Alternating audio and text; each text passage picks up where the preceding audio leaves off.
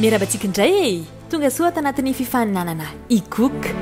somary asiana tsiay kely ny vidéo antsika teo aloha teo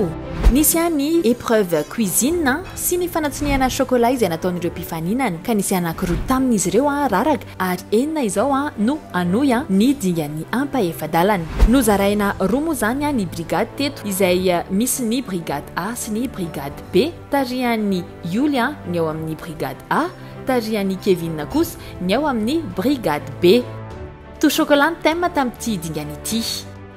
nomena fotoana fohy ireo mpifaninana ifampizara sy fandinika ireo asa mila atao sy ny fanakalo hevitra tamin'ny gâteau to chocolat izay ho tanterahana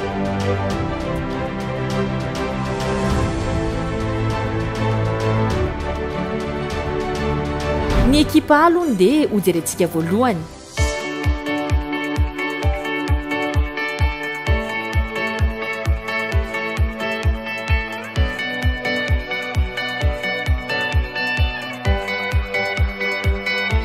nanomboka tamin'ny fikarakarana ny génoise aloha izy ireo nanaovany azy dia nisarahany aloha ny blanc d'œuf sy ny jaune d'œuf izany hoe ny kapotsiny sy ny tamenany ka nymontena en neige ny blanc ary ny jaune kosa dia nokapohany miaraka amin'ny siramamy no sady nasiana montfleury efa natsonika kely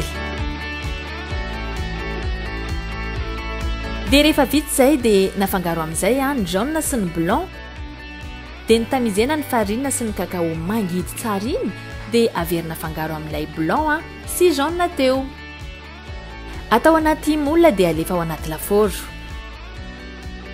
mariana fa efa préchauffé à 180 degré ny lafaorontsika teto dia natsofoka tao nandritry ny 10 hatramin'ny 10 minitra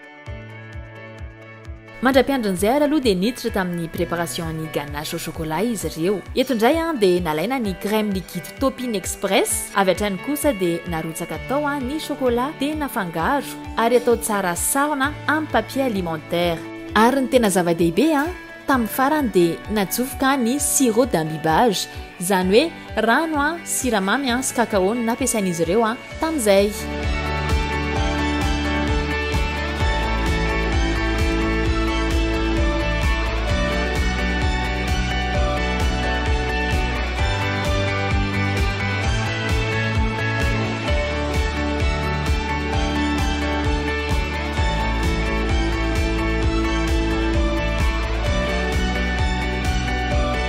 Tetiham-pamaranana dia somary ny fampizara moa ny hevitra izy telo mianadahy hoe atao ahoana ny décoration an'izy ity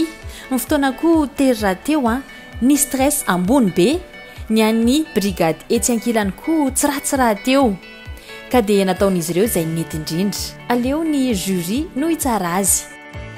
somary misy stress kely aloha dia natahotahotra ihany tena tsefatsefa ny teny fa iasana ny gerena ilay izy dia vita ihany dia izay ary ny an'ny brigade A ho an'ny androany arahintsika rapitso indray ny mahakasika ny to chocolat izay ho tanterahan'ny brigade B ary ao foana ny petsy babay daholy